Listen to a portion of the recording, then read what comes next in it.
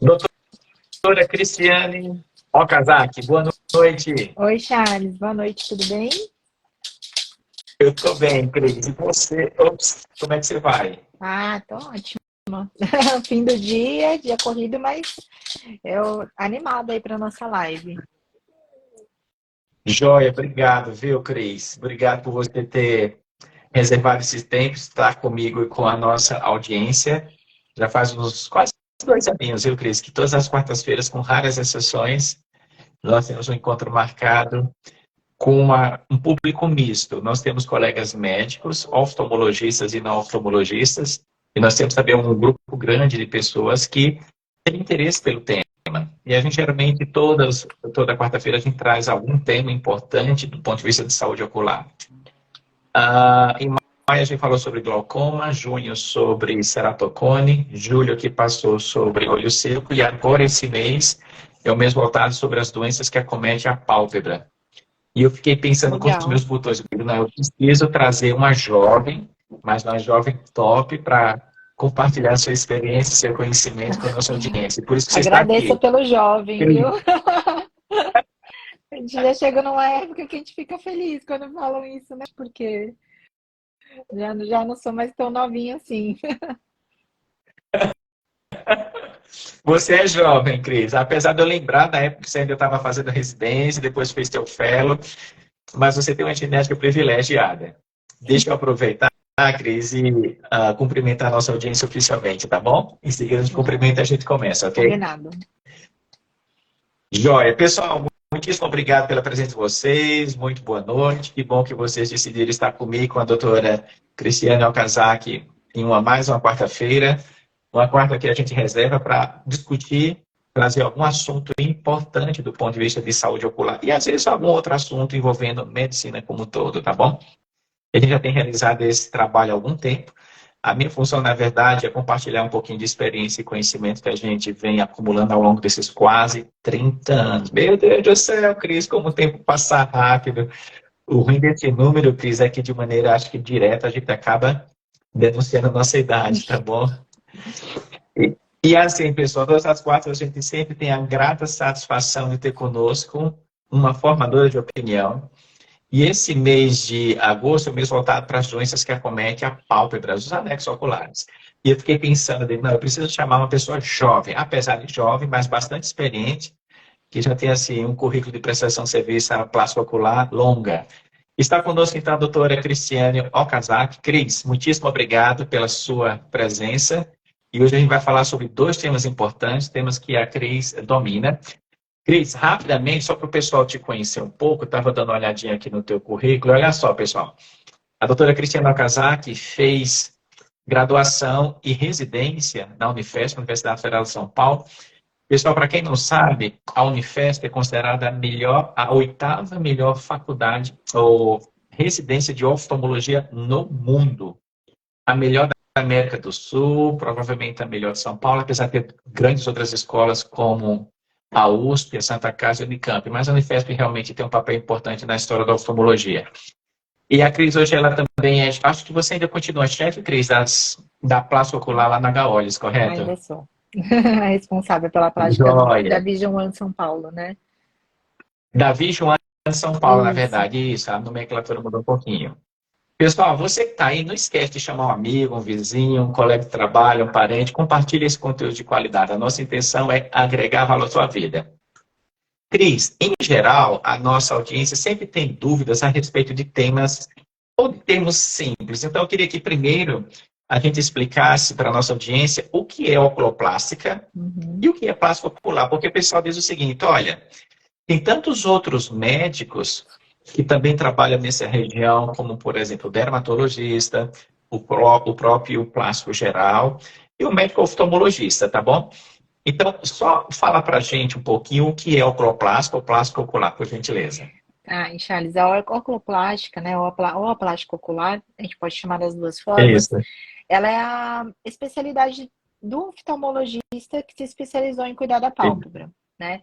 E Isso. aí isso engloba muitas doenças, pode ser tanto a plástica reparatória Tá. quanto a plástica estética, E entra Isso. também, muitas vezes, na parte de vias lacrimais, entra na parte de órbita, né? Em outras doenças Ok. também. Então, é o oftalmologista que se especializou em oftalmologia e fez uma outra especialidade, né? Depois que foi da oculoplástica. Perfeito. Você... A- Ah, Eu acho que o nosso diferencial, né, comparado assim com outros especialistas, lógico, né, cirurgiões plásticos, dermatologistas, outros especialistas que entram nessa área, isso. é que a gente tem a nossa visão voltada para o olho, né, para melhorar Isso. assim, preservar a função visual, preservar a movimentação do olho, né? Então, eu acho que essa é a parte legal da oculoplástica. Vocês perceberam, pessoal, como a formação médica ela é complexa, ela é demorada, requer muita dedicação. Se faz 6 anos de graduação, depois, em média, 3 anos de residência, e depois disso se faz uma subespecialização, que a gente chama de fellow, que na verdade é uma especialização lato sensu, que demora entre 1, 2 e 3 anos. Aí depois o indivíduo está habilitado para exercer aquela subespecialidade. Joia, Cris, você percorreu toda essa caminhada e agora você está exercendo de maneira plena a oculoplástica. Ah, Cris, às vezes as pessoas têm um pouquinho de dúvida com relação à pálpebra, né? Às vezes as pessoas pensam mais do ponto de vista estético, mas eu queria que você, assim, de maneira muito simples também, de maneira rápida, uma linguagem bem simples, falar para a gente um pouquinho só da anatomia e da fisiologia da pálpebra, porque você destacou que a gente tem, pessoal, então o olhinho, que é o carocinho propriamente dito, e a gente tem os anexos oculares, que tem a pálpebra, as veias lacrimais e tem a órbita. Cris, fala só um pouquinho para a gente em termos de anatomia e fisiologia da pálpebra, por Claro. gentileza. A pálpebra, ela é a parte do nosso corpo que está lá para proteger nosso olho, né? Então, Isso. ela, ao longo do dia, ela abre e fecha o tempo todo, né? A gente está todo o tempo piscando ou com olhos Isso. fechados enquanto a gente dorme, para que nosso olho não fique seco, né? Para que a gente não tenha nenhuma Perfeito. exposição da nossa parte mais delicada, que é nosso olho, nossa córnea, tá? É, Perfeito. o... Então, assim, a pálpebra, ela tem músculos que ajudam a fechar o olho e músculos que ajudam a abrir o olho, né? E ela, Ok. quando ela tá num equilíbrio perfeito, ela fica bonitinha, que nem a gente vê no dia a dia, funciona bem, não tem nenhuma exposição do olho, não fica com a pálpebra caída, não fica com a pálpebra para fora. Então, assim, é importante a gente ter esse equilíbrio. Além disso, ele tem estruturas que fazem que ela seja firme, que ela tenha Ok. essa tensão, né? Que ela tem uma parte que é um pouquinho mais firme, que é o tarso, que ela mantém esse formato ocular, e ela é ligada por ligamentos na nossa parte óssea, por isso que ela fica bem, bem firme. Eu acho que é basicamente isso. Além disso, ela tem algumas composições de glândulas, né, que ajudam a lubrificar o Isso. olho. Exato. Cílios, né, que também estão lá para proteger nosso olho, né, não é só para a gente ficar bonitinho, com o cílio aí para fora, e ele tá com a função lá de evitar com que sujeiras caiam no nosso olho, né? Então, toda a pálpebra aí tem essa ideia aí, essa função de proteger nosso globo ocular. Vocês percebem, pessoal, que apesar da pálpebra ser considerada um anexo ocular, é uma estrutura extremamente complexa e, além da estética, ela está, sobretudo, voltada para a questão da proteção do olho. É muito legal. Então, você tem os cílios, você tem gordura, tem pele, tem músculo, tem glândula, mas tudo trabalhando de maneira harmônica para preservar a anatomia e a fisiologia. Como está tudo funcionando bem, então não tem nenhum problema. Mas aí, Cris, vem situações que as coisas começam a não funcionar bem. E aí a gente vai entrar, então, em dois temas que a gente destacou para hoje à noite, que a gente considera temas importantes, que é a comédia e a pólvora. Então, a gente vai começar primeiro com entrópio. Eu sei que é uma palavra difícil, que as pessoas não estão acostumadas a ouvir falar, mas, Cris, fala para a gente o que é entrópio, por gentileza. Ó, o entrópio, ele acontece quando a pálpebra volta para dentro. Então, é como se os cílios entrassem em Tanto a direção de ao baixo olho. como a de cima, Tanto de Cris. Pode ser as baixo, duas ou é mais uma do que a tanto outra? de Tá, baixo quanto a de cima. Normalmente, são ok. causas diferentes, se ela é embaixo ou em cima. mas pode acontecer tanto Tá, embaixo quanto em cima. perfeito. Aqui, ó, eu vou mostrar para vocês uma fotinho de um paciente com entrópio, tá vendo? A gente Olha só, consegue pessoal, que ver legal. na pálpebra de baixo o cílio entrando em direção ao olho, né? Esse é um entrópio que a gente chama de senil. Por quê? Teve aquele Tá, desequilíbrio entre a musculatura que abre e a que fecha o olho. Então, ele está entropiando, né? Além de ter tá. outros desequilíbrios, como a frouxidão da pálpebra, a perda de colágeno, a perda de elasticidade, né? Então, esse daí é um entrópio que a gente fala de senil, normalmente, que acontece por conta esse desequilíbrio das estruturas oculares. Quando a gente tem um entrópio de pálpebra superior, ele é um pouquinho Tá, diferente, tá? Normalmente ele está relacionado a uma cicatriz na parte ok, interna do olho. Então, assim, tem tá, pacientes, por exemplo, que tiveram doenças assim como queimaduras, doenças como tracoma.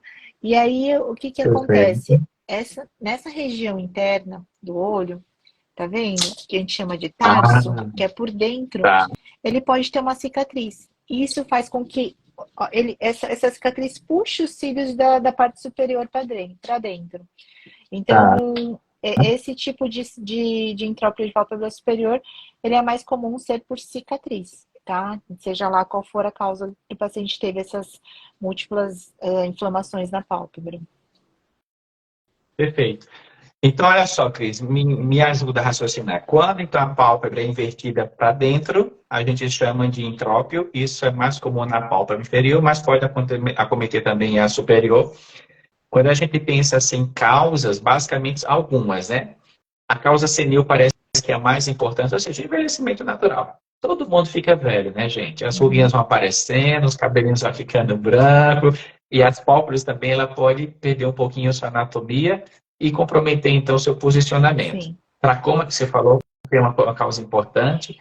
As conjuntivites cicatriciais crônicas também pode acontecer. Os traumas. E quem fez cirurgia. Ô, Cris, existe assim, o indivíduo pode nascer com entrópio também, ou isso é mais adquirido? Rapidinho, qual que foi a sua pergunta? Não tem problema. A principal causa é envelhecimento natural, mas Sim. existe causa, assim, causa congênita. Existem situações em que o indivíduo pode nascer com entrópio? Tem situações genéticas, né? Algumas síndromes estão relacionadas ao entrópio congênito. Tá, E perfeito. aí, às vezes, a Perfeito. criança ela tem o olho machucado, o olho Ok. irritado, lacrimejamento. Ah, E tem causas perfeito. também, assim, que são constitucionais. Tem algumas crianças, não é bem um entrópio, né? A gente tem outro nome que a gente chama de epibléfalo. Crianças que, Ok. às vezes, quando elas são muito pequenininhas, o músculo ainda é muito gordinho, então o cílio Tá, entra um pouquinho e toca o olho, né? Isso é tá. muito comum em criança oriental. Aí, conforme ela vai crescendo, a pálpebra se posiciona melhor, e aí a Perfeito. pálpebra fica melhor posicionada e os cílios não encostam mais no olho. Então, tem essas causas também congênitas.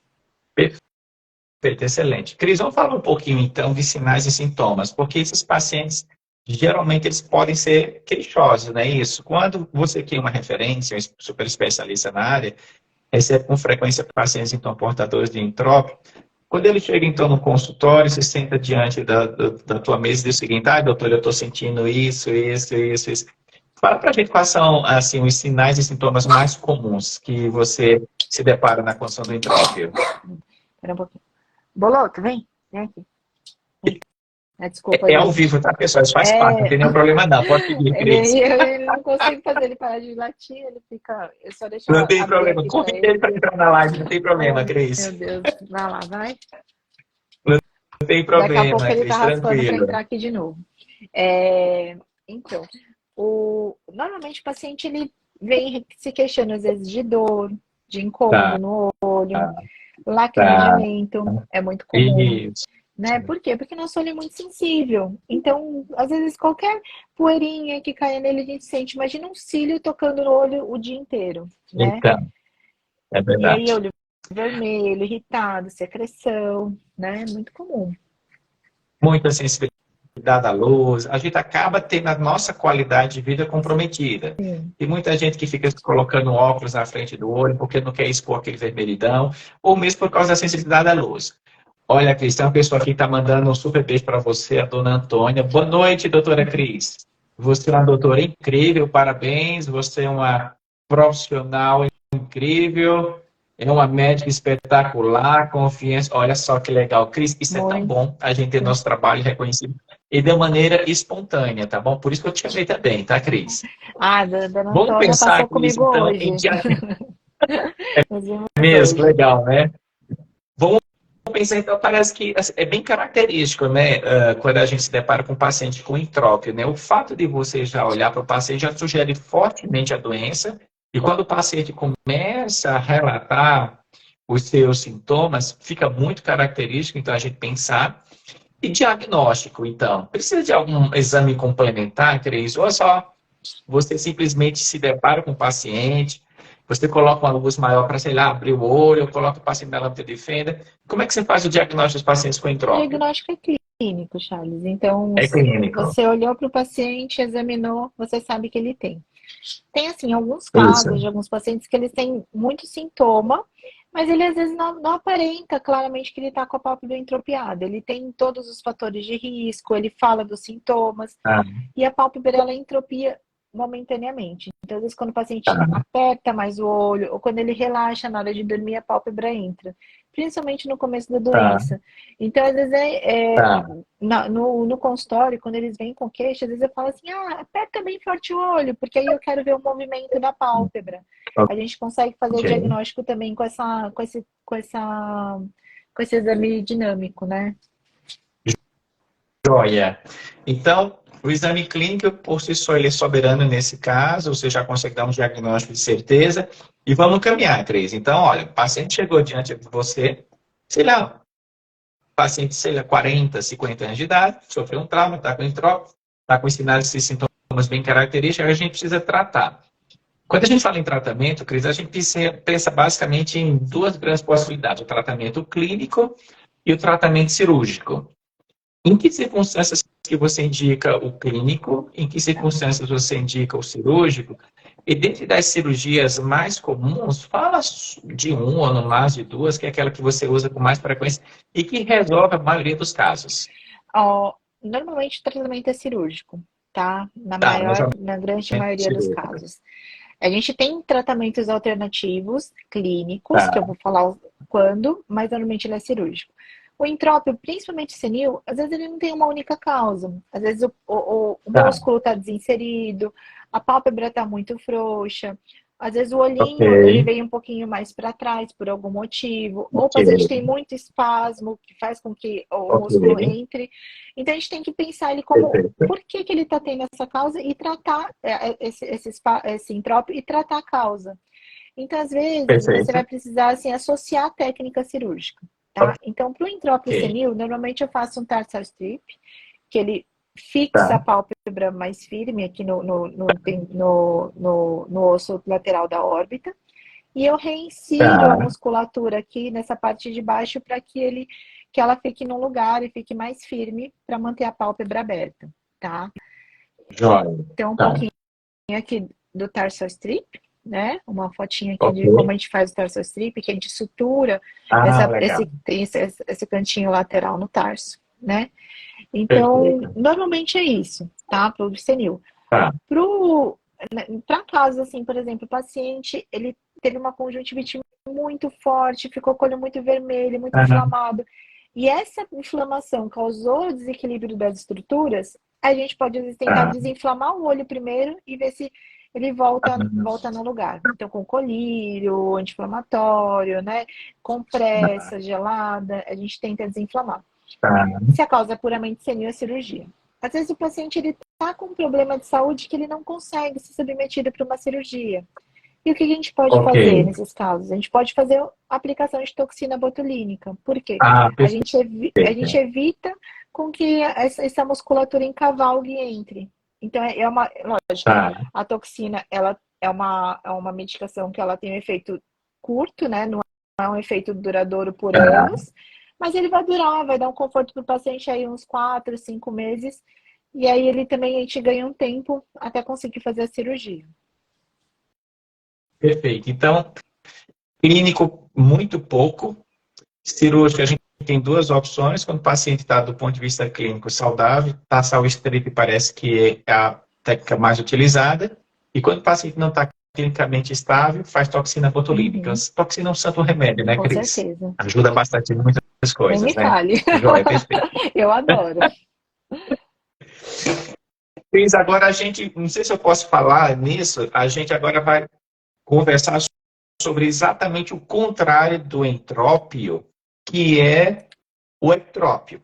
Então, se o entrópio é para dentro, o ectrópio é para fora. É isso mesmo, Cris? O que é Exatamente. ectrópio? O ectrópio ele é para fora, quando a pálpebra ela Tá. everte, né? E aí ele tem Fica múltiplos, assim para fora mesmo, grandona. Tanto de baixo como a de cima. mais ou menos assim, Ah, ó, perfeito. né? Quando ele fica Tá, expondo essa parte interna do olho, né? Ele fica tá. aparente aqui. Isso. Perfeito. O ectrópio ele tem muitas causas também, tá? A Tá. principal que a gente vê é a causa da frouxidão. Então, quando a pálpebra está mais frouxa, ele acaba cedendo até pelo peso, né, da pele e tudo, pelas alterações senis.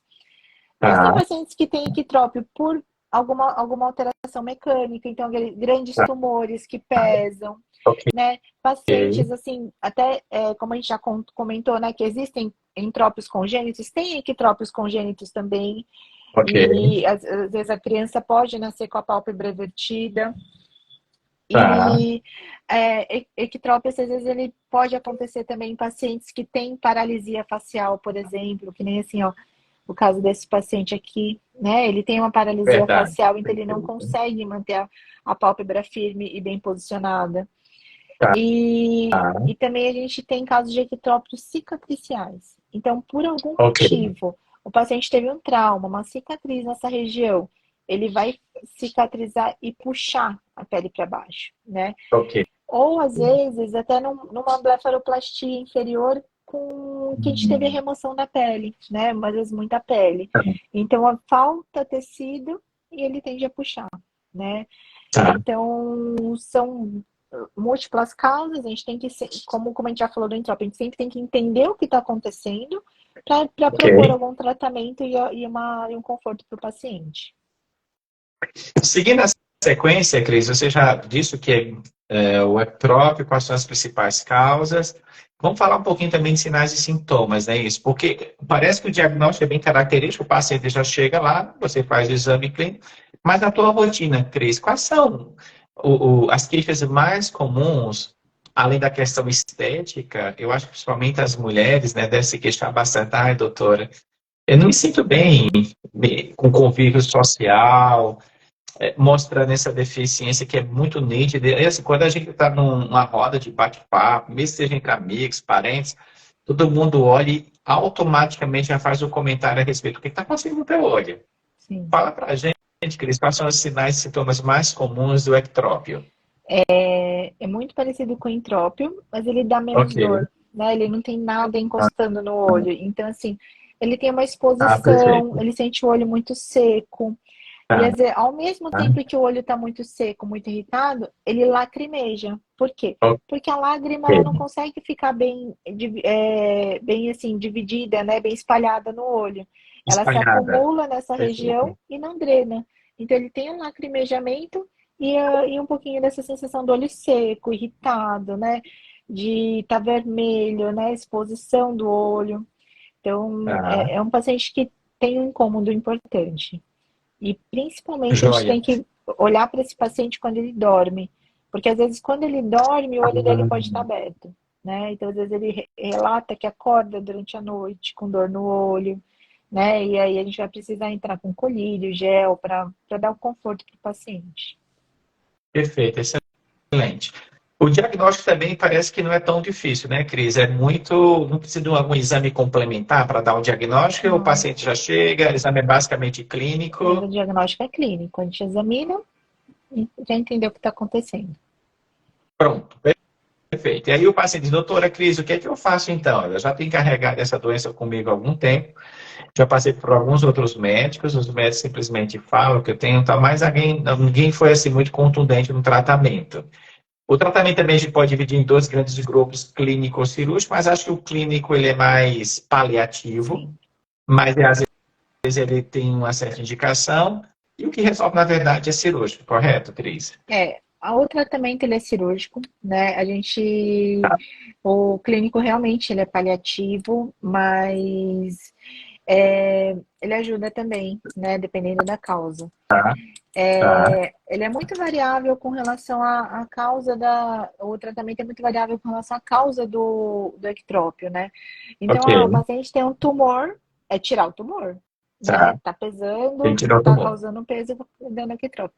O paciente tem a frouxidão da pálpebra, a gente vai fazer aquela cirurgia do tarso strip, que a gente falou do entrópio, né? Que a Ah, gente vai ok, fixar a pálpebra e dar uma firmeza maior para essa região, tá? Diminuir a frouxidão. tá, Agora, pacientes que têm ectrópios assim paralíticos, é um pouquinho mais difícil da gente assim tratar a longo prazo, né? Por quê? O paciente ele tem uma bom, paralisia importante, né? E tá, ele é, é, às vezes ele vai melhorar com tratamento clínico, com tratamento com outros, né, outros artifícios, e às vezes ele vai ficar com uma paralisia residual. Então, ok, imagina só, é um peso muito grande aqui, né? Então, a gente às vezes tá, pode associar a cirurgia ao tratamento com fitas, que nem essas fitas aqui, ó. Tá vendo? Fitas de ah, kinésio. interessante, São fitas que tá, elas não têm assim tanta cola quanto, por exemplo, o micropor, e a gente pode ajudar puxando essa parte aqui do rosto, né, inferior do rosto, do terço médio e terço inferior do rosto, para ajudar a diminuir o peso, né? Além de cirurgias plásticas também nessa região para sustentar, né?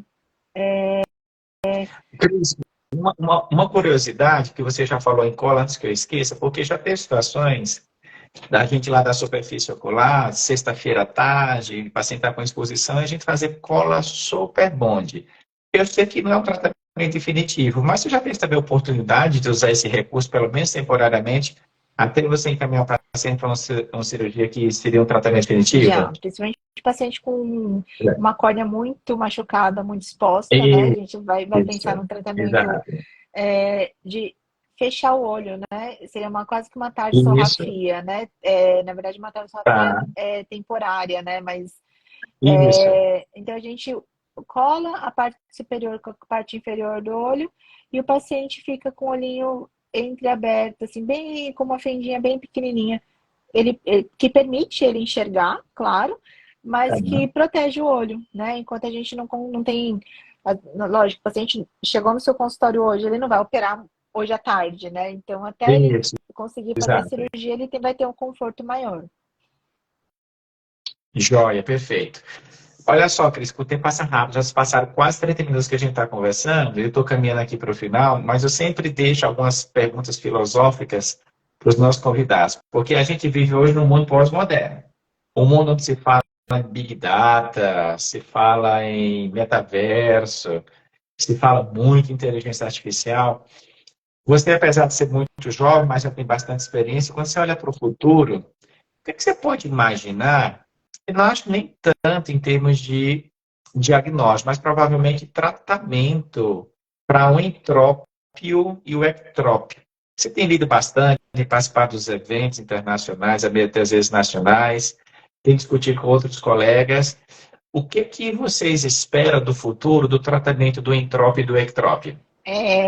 Eu acho que assim, no futuro a gente vai ter, lógico, há uma população mais velha, com maior chance disso tudo Isso, acontecer.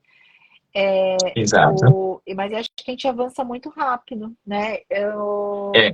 É, Então, assim, eu acho que a gente também vai ter uma população com uma condição de envelhecer melhor, com menos ok. perda de colágeno, né? Com mais Ah, sustentação desse terço inferior do rosto. Então, hoje a gente tem uma coisa que a gente não tinha antes, que são os bioestimuladores. A gente tem muitos tratamentos para manter essa região firme, né?